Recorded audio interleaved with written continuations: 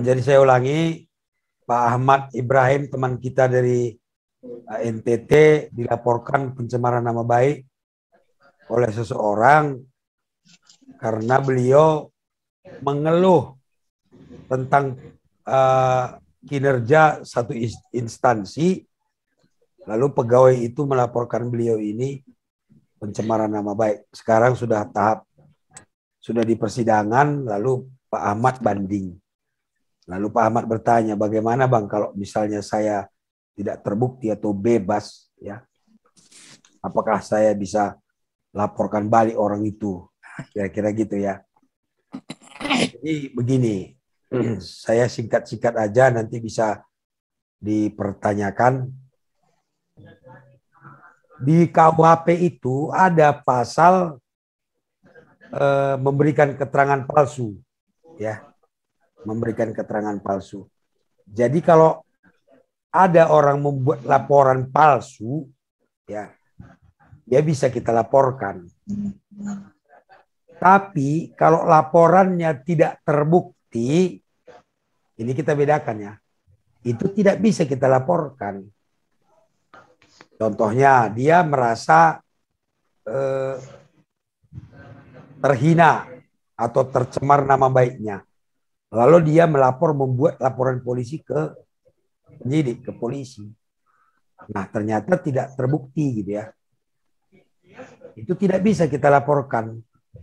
Karena memang ada perbuatan itu, ada kejadian. Hanya saja itu tidak bisa dibuktikan atau kurang alat bukti atau bukan tindak pidana gitu ya. Itu yang pertama. Yang kedua, selama dia melapor ke polisi itu sah-sah saja. Karena pencemaran nama baik itu kuncinya itu teman-teman penyebaran. Kalau pencemaran baik di 310 secara sederhana menegaskan bahwa menuduh seseorang, ya, dan disebarkan gitu, sehingga orang yang dituduh malu gitu. Itu yang dituduh itu tidak perlu perbuatan pidana, tidak perlu perbuatan melanggar hukum. Apa saja perbuatannya, misalnya Pak Daud kawin lagi, misalnya, itu kan nggak melanggar hukum. Tapi kalau disebar-sebarkan, Pak Daud menjadi malu, itu masuk dia pencemaran nama baik. Tapi kalau dilaporkan ke polisi saja, sebarkan, dia tidak bisa kita laporkan pencemaran nama baik. Apalagi laporannya itu memang benar. Hanya saja mungkin tidak terbukti atau kurang alat bukti atau bukan tidak pidana. Nah, hati-hati ya teman-teman ya. Hati-hati. Karena kalau kita memberikan laporan palsu, kita dipidana. Apa itu laporan palsu? Tidak ada kejadiannya gitu loh. Sama sekali tidak ada kejadian, dia melaporkan kita. Itu tidak perlu dia menyebarkan. Dia membuat laporan kepada polisi, misalnya Pak Daud mencuri katanya. Padahal tidak ada kejadian. Berarti kan palsu laporan itu, kena dia. Nah, nanti Pak Ahmad bisa mencari celah kira-kira yang mana nih yang bisa kita laporkan. Dan saya nggak tahu apa banding Pak Ahmad ya kemarin ya. Tapi kalau dari cerita Pak Ahmad kemarin, bahwa dia itu mengumumkan kekecewaannya di grup, ya, di grup medsos lah. Ya, saya sudah katakan kemarin, kalau kita protes dengan kinerja, ya, kinerja aparat, itu bukan pencemaran nama baik, saya bilang. Itu kritik namanya, ya kan. Kita boleh mengkritik kinerja aparat, kita boleh mengkritik kinerja polisi, kita boleh mengkritik kinerja pegawai negeri, kinerjanya ya, tapi bukan orangnya. Misalnya nih, Pak Beni itu nanganin perkaranya lambat, ya. Pak Beni itu kalau sama pelapor dia suka dekat sama terlapor, dia nggak mau berkomunikasi, ya, itu kritik. Ya, kinerja saya itu diprotes, itu kritik. Tapi kalau misalnya Pak Ahmad bilang Pak Beni itu penipu, nah, itu sudah bukan kritik lagi, itu bisa pencemaran nama baik pribadi sudah. Kalau diserang pribadi itu pencemaran nama baik. Tapi kalau kinerjanya menurut saya tidak bisa kita katakan pencemaran nama baik. Lalu yang kembali ke laptop permasalahan tadi, kalau dia tidak menyebarkan, kita tidak bisa melaporkannya, walaupun laporannya tidak bisa dibuktikan. Tapi ingat nih, kalau misalnya nanti Pak Ahmad ini dibebaskan, dia bisa gugat secara perdata. Nah, gugat perdata itu. Nah, itu kalau perdata kan bisa-bisa saja. Kalau misalnya ada kerugian dari pihak penyidik atau penuntut atau hakim, bisa minta ganti rugi mana dia kepada negara. Kalau seandainya tadi ditahan misalnya Pak Ahmad ya, ternyata bebas, itu bisa minta ganti rugi. Ya. Langsung ke pengadilan negeri di mana diadili, minta dia ganti rugi ke sana. Tapi kalau Pak Ahmad tidak ditahan, ini menurut saya nih Pak Ahmad ya, ketika nanti Pak Ahmad dibebaskan oleh dibebaskan oleh pengadilan tinggi, saya merasa kita bisa gugat secara perdata. Ya.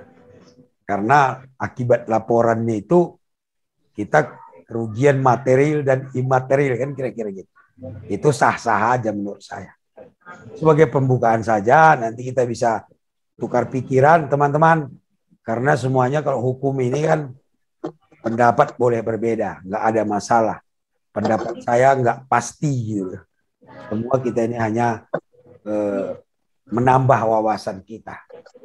Mana yang kira-kira paling masuk akal, itu kita ambil. Itu sebagai pembukaan Bang Lambok. Silakan dilanjutkan. Namun pertanyaannya bebas ya. Apa saja pun boleh. Selain daripada tema yang dari Pak Ahmad Ibrahim tadi.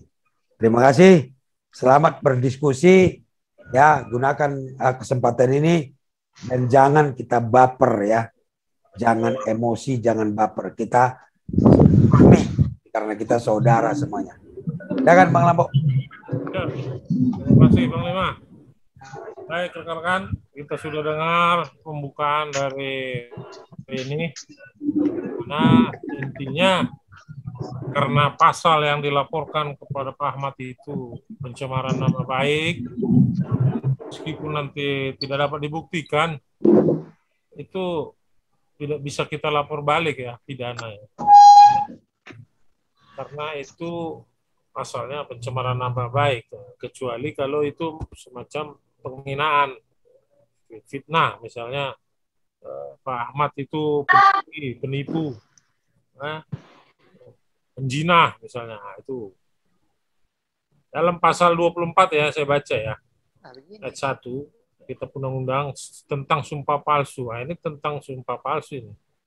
Keterangan, memberikan keterangan di persidangan. Nah, ini beda lagi Pak Ahmad. Kecuali kalau ada orang sebagai saksi yang sudah diangkat sumpah dan memberi keterangan palsu, dalam pasal 242 ayat 1 Kitab Undang-Undang Hukum Pidana mengatakan, barang siapa dalam keadaan di mana undang-undang menentukan supaya memberi keterangan di atas sumpah atau mengadakan akibat hukum kepada keterangan yang demikian dengan sengaja memberi keterangan palsu di atas sumpah, baik dengan lisan atau tulisan, secara pribadi maupun oleh kuasanya yang khusus ditunjuk untuk itu, diancam dengan pidana penjara paling lama 7 tahun. Jadi harus dibedakan ya Pak Ahmad. Nah, dalam pasal 242 ini mengatakan keterangan palsu yang di atas sumpah di pengadilan, karena dia sudah disumpah. Jadi keterangan apabila ada keterangan saksi maupun saksi korban memberi keterangan palsu sehingga memberatkan terdakwa, dapat dibuktikan bahwa itu palsu, itu dapat dijerat dengan pasal 242 ayat 1 dengan ancaman hukuman 7 tahun.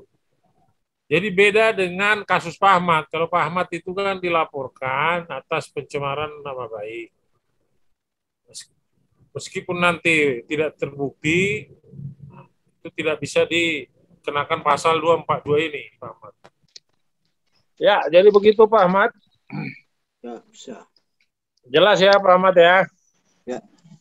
Keterangan palsu itu dalam pasal 242 itu ayat 1 itu hanya untuk keterangan di persidangan yang membuat keterangan palsu dan memberatkan terdakwa. Itu dapat diancam hukuman 7 tahun. Nah, kecuali kalau ada orang membuat laporan yang mengandung unsur fitnah. Ya.